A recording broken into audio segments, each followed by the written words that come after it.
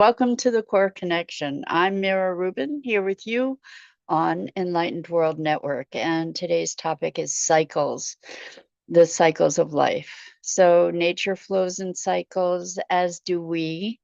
And what we're going to look at today is how we might better align with those cycles to better experience the flow of life. So before we get started, let's just take a couple minutes to get present. Let's take a deep breath in through your nose and hold it. And imagine brilliant, bright light flowing into your body, into your cells, into your organs, creating a beam of light and energy from your heart out into the world. And as you exhale, exhale any tension, stress, negativity, fatigue. And now let's take another deep breath in through your nose and hold it. And this time, imagine that oxygen flowing into your body and being, and enlivening, invigorating, bringing greater vitality to every aspect of your being and your life.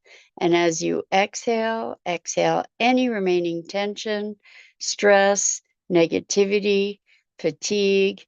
And now let's press our palms together. Vigorously rub your hands together to feel the friction, the temperature, the pressure, the motion, the tickling and tingling when you stop. And allow all those sensations to bring you present right here, right now, into this remarkable physical form that enables us to experience life. Welcome, welcome, welcome. Good morning, Rosalind. Good morning, Sue. So wonderful to have you here with us this morning. And welcome to everybody else who's joining us. Today, we are talking about cycles. And one of the things that I think is at the root of so many of the issues that we as humans experience in the world is that we as humans have separated ourselves from nature in our awareness. And when we look at cycles, we can see that we as humans are very much a part of nature. So one of the things that we can look at is the cycles of the seasons. That's super obvious.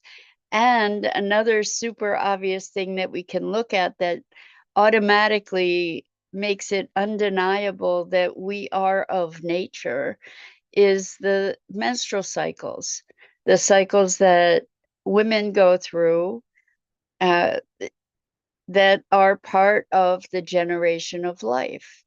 And we can also recognize the cycle of birth, life, death, birth, life, death, the cycle of life. Why are these cycles important? Because we see these cycles in so many other ways as well. We see them in emotional cycles. However, the thing that I think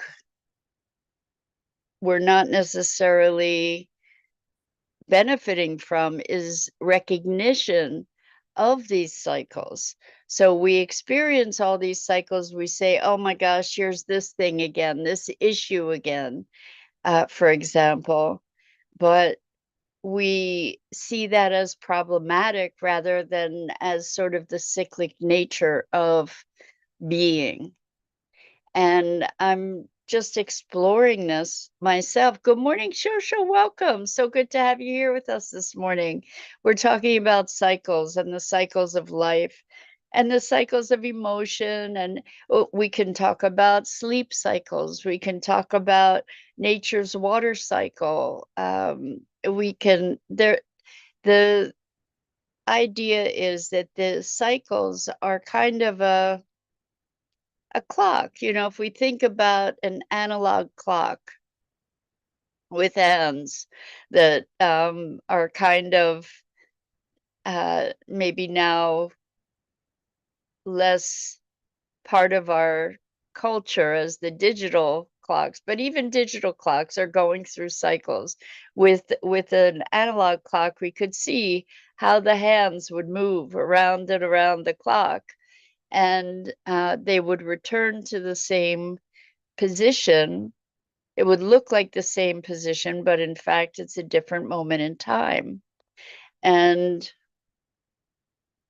I think that with our emotional cycles or cycles through whatever issues we may experience, we can easily become confused or distracted by what looks like the same thing happening again.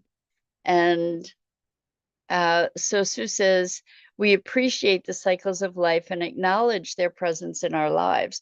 Well, we do when, particularly the seasons, right? We recognize the seasons. We see, typically, I think we see death as something to try to avoid rather than part of a cycle of life. Like we don't necessarily embrace it as a cycle of life, even or one of life cycles, but and oftentimes, like for women going through their period, they're not necessarily celebrating um that cycle, but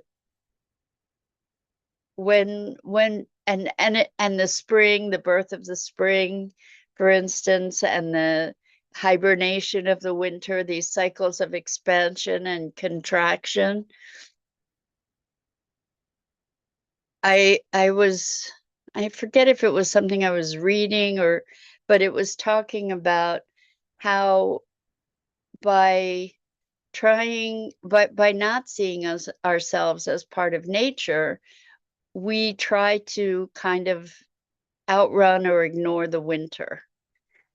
For particularly for those of us in climates that have a definitive winter, and the winter being a time of less light and a time of cold and essentially of consolidation or contraction, hibernation. And because we have artificial light and because we have heat, we are often trying to operate as if that cycle doesn't have an impact on us, and trying to push through and be as active and productive, for instance, in the winter as we are in the spring and the summer and the fall. But to be connected even to the cycles of the moon, to be connected to the cycles of the tides, to recognize that we have our own cycles. And so lots of times we'll maybe beat ourselves up for lack of productivity when in fact it may be a function of the cycle that we're in the midst of. And I wonder what might be available to us if we could be looking at our ourselves and maybe even where we are in a given cycle. So I was speaking with a friend slash client who was talking about how they used to be this way, that way, or the other way. And now they just don't have that drive, or they don't have that energy. And as we get older, as we live into life for a longer period of time, part of that place that we are in this larger cycle of life calls for different ways of being. Maybe we're not interested in being as active. Maybe we're not interested in being social in the same way. Our beingness is changing through these times that we move into and through as part of the cycle of life. It doesn't necessarily mean that just because the I don't like the word to use the word declining, but changing as we recognize how our physiology is changing as we get older. We don't have an interest in the same sorts of things necessarily. And that's okay. Maybe we don't have the same drive for things that we used to have. And the question is, do we push ourselves to produce in the same way that we may have at an earlier time? Or do we find new forms of expression that are in greater alignment with where we are in the cycle of life? So I guess the point of this conversation is to just explore, what does it mean to be at a different point in a cycle? We have these microcycles of our own, one of which is nighttime, daytime, right? There's a cycle there. And maybe even through the day, we have different cycles, like uh, wake up, prepare for the day, work, after work, prepare for the night. It kind of cycles. And sleep cycles take us through different brainwave patterns, for example. So these cycles are part of a larger system, and we have systems within systems, or cycles within cycles. And I don't have a definitive direction that I'm going in. This is kind of an exploration together to just be looking at, well, what are the effects that these cycles have on us, and do that we have on them, and what's available to us if we're able to consciously bring the recognition of these cycles into the way that we navigate our days. So some of us, for instance, might feel like we're morning people, and some of us might feel like we're night people. Um, and what I mean by that is that we might have different times of day where we feel most alive and vibrant and productive and motivated. And if we can learn to recognize those cycles, then we can learn to respect them and utilize them in fulfilling the things in life that we're wanting to fulfill or accomplish. And when we can recognize that these cycles are part of nature, like we have biological cycles that we're moving throughout the day, and we're skewed in different ways. When we talk about circadian rhythm, for example, and how we might be aligning with the sun, or with the nature cycles more completely, we might feel, if we allow ourselves to align with the rhythms of nature, that we're in greater alignment and greater harmony with ourselves, with our being, with our hearts. So I wonder if you just take a moment to look at, well, what kind of cycles do you have through your day? And a lot of us find that in the afternoon, there's a dip where we just lose energy, and then we'll get a second wind a little bit later. And as I'm saying that, it's interesting to think about cultures where there's a siesta in the afternoon. And that's often been because the heat of the day was too extreme to be able to work. But it's an interesting correlation to think, well, there's maybe this energy dip at a certain point of the day as well. And maybe we can incorporate different habits and patterns that support our natural rhythms in a way that allows us to flow with them rather than against them. As far as the dips in the afternoon, for example, I know that a power nap or just taking maybe 10 or 15 minutes to relax, maybe meditate or just close your eyes can be super, super impactful and empowering to renew ourselves. And so if we listen more closely to our natural patterns and pay attention to these cycles, I think it can give us a better ability to work with them rather than against them. So another way that we can think about cycles is patterns.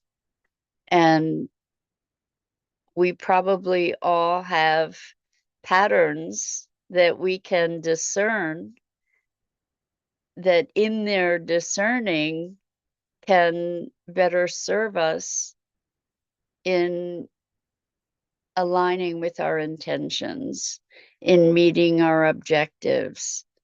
And it's kind of an interesting take that's different, at least for most of us. I think it's different from our everyday awareness to think that, oh, there are natural cycles that are at play. It's not just about will, it's not just about standard motivation or being lazy, for example, but that maybe there are some patterns that are part of greater cycles that we're playing out and are not conscious of.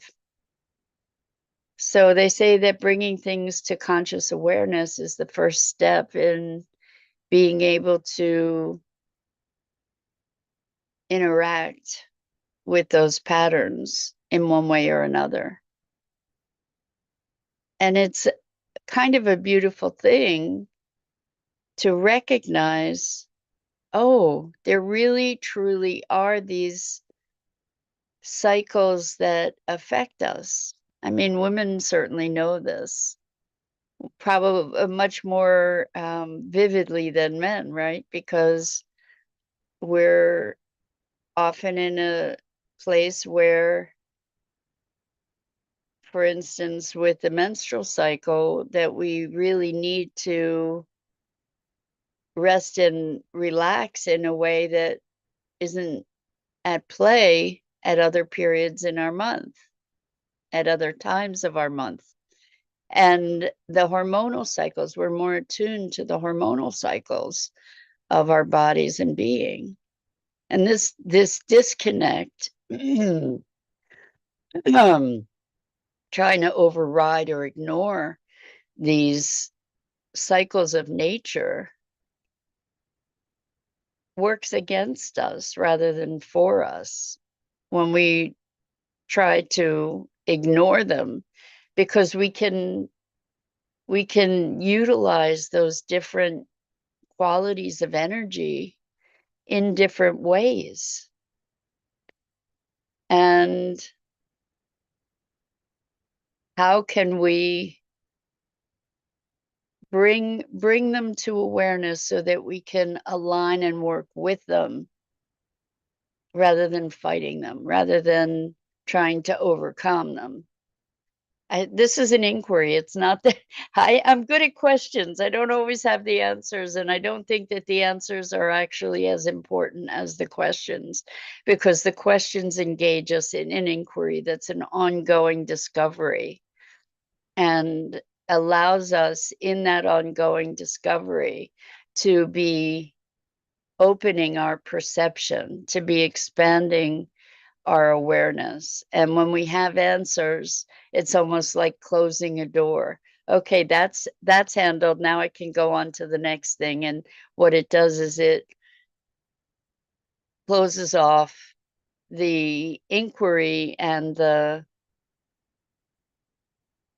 curiosity and the ability to learn more. So we've been talking a lot about the power of questions lately. And this is another area where we can apply those questions to say, okay, so what cycles might I recognize in my life? What patterns might I recognize? Patterns that are cyclic. What patterns might I recognize in my life? And how might I use that awareness of the patterns for greater benefit? So, for example, if there's a time in the afternoon that you become sleepy, which maybe could be a result of what you eat at lunch, by the way, if we notice that there's a point in our afternoon when we get sleepy and it's pretty much regular and we eat at a certain time, what we can look at is, wow, maybe what I'm eating is having an impact on my system that is uh, creating this tiredness. So recognizing these cycles can be sort of clues into other things, can open doors into other inquiries also. So then we might embark on an inquiry about, okay, well, what am I eating at lunch? And maybe start experimenting with that, for example. I also noticed that there may be cycles of the kinds of foods, for example, that we're attracted to. Sometimes we're attracted to sweet foods, and sometimes we're attracted to salty foods. And that can be a reflection of our chemistry too, that goes through its own cycles. So harnessing these cycles, harnessing our patterns to empower us, developing an awareness of these things so that we can work with them rather than against them, can be a powerful way to enrich our lives, to take us into greater expression. So I invite you to just take a look and notice the cycles, and maybe in that awareness to respect them as something that is influencing us, influencing our thoughts, influencing our emotions, influencing our physiology, and to be in a space of curiosity around those things so that we might discover more of what makes us tick. Because I think in so many ways we're mysteries to ourselves. In so many ways we just are disconnected from the foundations of what it is to be the humans that we are. And these questions and curiosities are ways that we can gain richer awareness. And it's all part of our greater discovery. So that's it for today.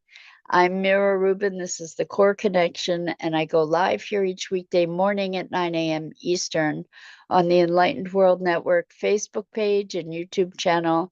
And I invite you to please like, follow, and share Enlightened World Network and me. The links are in the description. And as always, it is such a pleasure and a privilege to have the opportunity to share these morning musings together on what it is to be human.